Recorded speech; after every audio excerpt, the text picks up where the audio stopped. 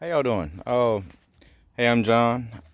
I have the green S10 green bean. You can see right there.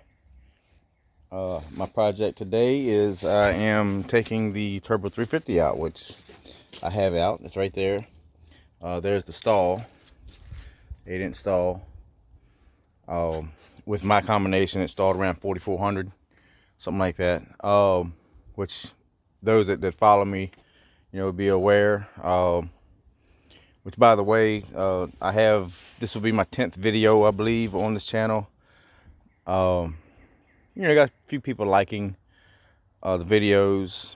For me, it isn't necessarily about the likes, uh, the subscriptions, but I don't really know what it means to get the likes or the subscriptions, to be honest. I don't know, if there's any kind of gain of some sort, after so many, something happens or something. I have no idea.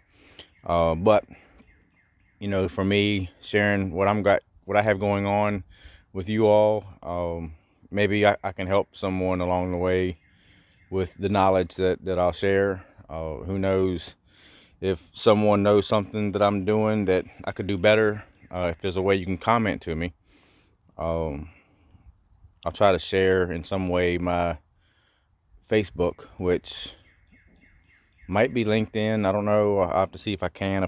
If I don't have it there, but my name is Jonathan Black on Facebook. I have a picture of course, my face, and my Harley Davidson is the cover photo. It's a burgundy with gold in it. Those that want to check me out. But Instagram is something like Jonathan Black 489, I believe. Not absolutely positive about that. I've had a couple of those, but either way, you can get in touch with me. But I have a Paraglide that when I initially got this truck running, I put a Paraglide in it.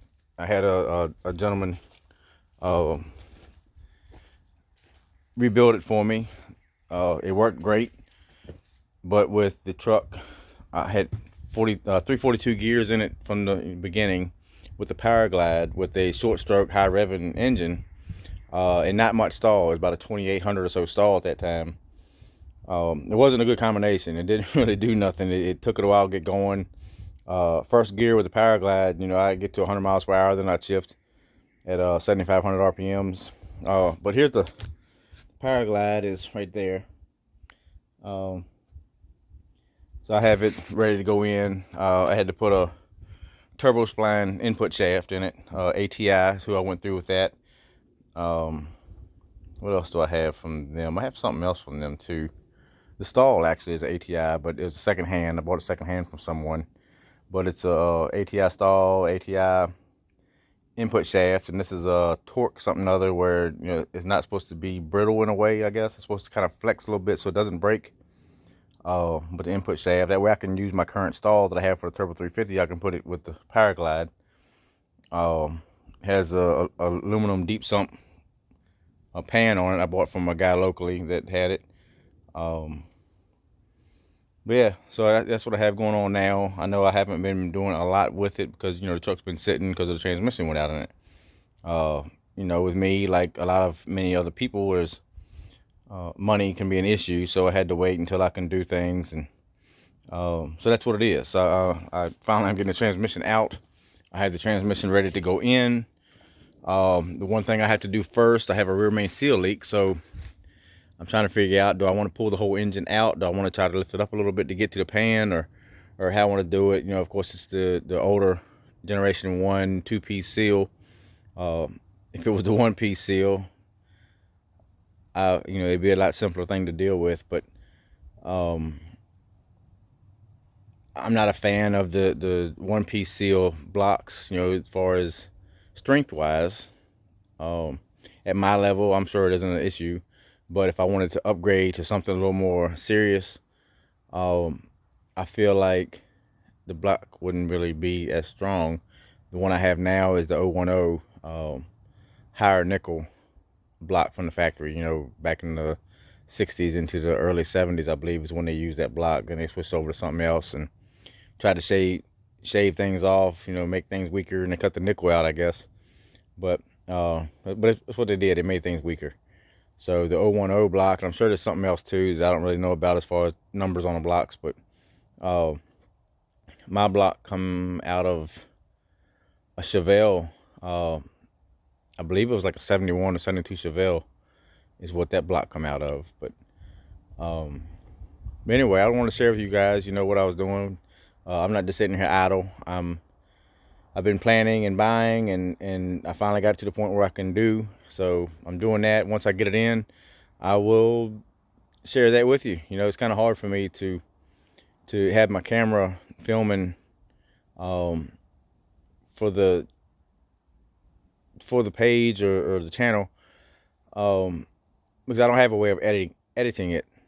The time it takes for me by myself on the ground to pull a transmission out and to put one in and all that, it take a long time. And one, my battery probably go dead, and two, to edit everything out, I think you need to have a GoPro or something and put it on the computer and maybe download through the computer and then upload it to YouTube. But I don't have all that stuff now. I just have my phone and I have me, so I can't really do all that. But anyway, I will once I get the transmission in, I'll post it, and we'll go out here and do some burnouts and some digs on the street, man, and see how she does. And hopefully I can get everything tuned in. My cow tracks need to be tuned in. I still hadn't done that yet. I don't know if you saw, but the stall is actually sitting on top of the hood of a wrecked 89 S15, which we all know is like the S10, but the GMC version. I took the springs out the back of that. They had, let me see, it was 3 springs plus the little helper spring. My truck had 2 springs plus the helper spring. So I didn't want to take the second spring out of mine and just have the one long one and the helper spring. So I yanked out the helper spring and the 2 shorter of the springs on the red one, and I'm going to take out the longer of the 2, put the shorter in the helper spring in mine after taking out the second one. And they say that it lowers it a couple inches maybe, so that's kind of my goal. I want to lower the back a couple inches, and the front I'll probably try to find me some 4-cylinder S10 springs for the front, the coil springs. Last time I did it, that was a 4-cylinder truck that I had built before, and it lowered down about 2 inches from the 4-cylinder to the aluminum headed. No, I had iron heads on that one, but it lowered down about 2 inches. So I have the 4.3 truck here with my V8 in it, that the heads being aluminum, I'm feeling like should be about the same weight as the V6 with the iron heads.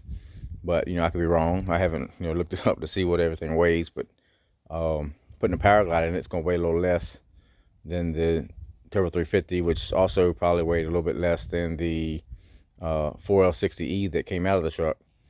But I don't know, we'll see. I may invest in some good springs, but money is kind of the issue. Just like I said, many other people out here, same thing. Money's an issue, so we work with what we have, and that's pretty much that. But yeah, Green Bean, we back out of here for too long. We got a season opening here in Virginia, Waynesboro, Eastside Speedway. There's a season opener as long as the coronavirus don't shut us down, but hoping not. But at my earliest available track time, I'm gonna take it to the track and see what it does at the track. A couple other times I took it to the track, it didn't do too well. I had an issue with the distributor, and I didn't realize that until after the second time I went to the track. But one thing I've learned is that it did pretty well on the street. You could take and nail it, RPMs jump up, it spinning and sounding really good. But when you get to the track, it's kind of a whole different ball game then. And that's something that I watched another guy I subscribe to, little something, I can't remember, little crazy, I don't remember. I'm sure y'all know who I'm talking about, but he has the blue Cutlass, I believe, with like the red nose on it. His sounds pretty good, whatever. Anyway, he just put slicks on, and if y'all follow him, y'all know that in the past he hadn't had any real traction. His car sounds really good, and he definitely did jumping RPMs because it's spinning and this, that, and the other. And he just recently put slicks on it, and he says his carburetor is giving him issues. And it very well may be, but I do know out of experience that when you have something with no traction, that thing can sound really awesome, sound snappy, and want to pull, but it's just spinning. But as soon as you get some traction, that engine can bog down if the setup ain't 100% synchronized. Rear gear, stall, everything, compression, everything matching the cam. That's what it sounded like to me with his, and I know I've had the same issue with mine. I'm slowly adding. I got a guy bringing the rear in today. I'm getting a 8.8 inch forward rear, and I'm been doing some crazy research. I'm trying to figure out how I can incorporate the Chevrolet brakes and this, that, and the other. So I'm not gonna put disc brakes on the back of this thing. I don't want to deal with having to change out my distribution block and whatever to make disc brakes work in the back. What I'm looking at doing is the axle diameter in the 8.8, if it has a 31 spline, which I think out of the Explorer it does.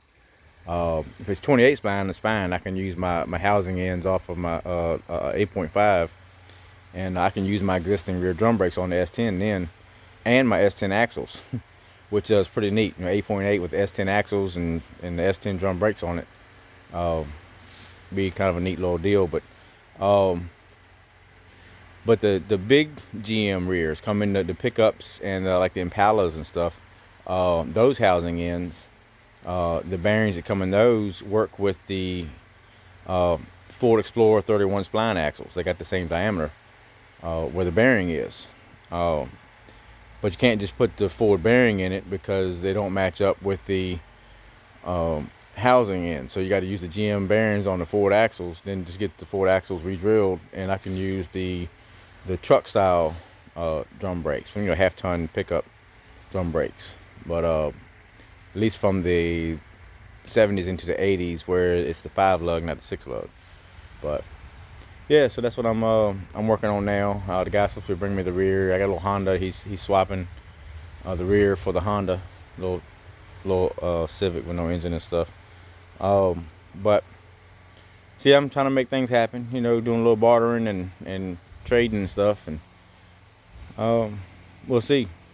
But my goal, Powerglide, my 4400 or so stall for now. Later on, when I can afford it, I'll get one built for somewhere around 55 to 6,000 RPM, something like that. But for now, the 4400 worked okay. But I'm looking at probably 513 gears in the rear once I get the 8.8. Then I got to get drive shaft built and all that. But for now, 410 gears in the rear and the S10 rear. Powerglide, 4400 stall, 316 cubic inch small block.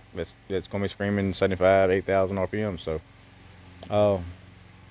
see how it does with the Powerglide with that higher first gear with that stall. So I'll keep y'all updated, and when I get it out there and beat on it some, I'll definitely include you all. So y'all have a good evening. I'm gonna get back at doing what I'm doing with this thing, button it up for the night, I guess. And I'll talk to y'all later.